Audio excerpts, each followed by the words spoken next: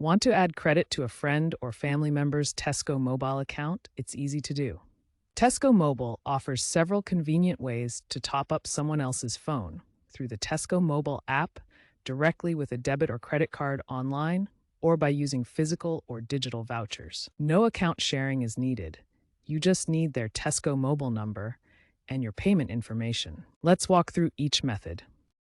First, topping up using the Tesco mobile app is easiest. Download the app, log in, tap Top Up, then select Top Up Another Number.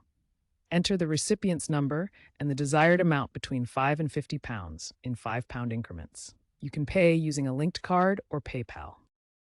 Second, for card-based top-ups, go to the Tesco mobile website, enter the recipient's number and the amount, and complete the payment with your Visa or MasterCard.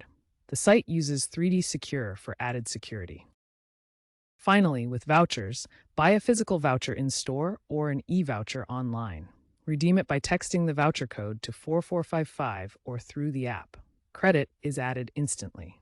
Note that top-ups are capped at £50 per transaction, and international top-ups aren't supported.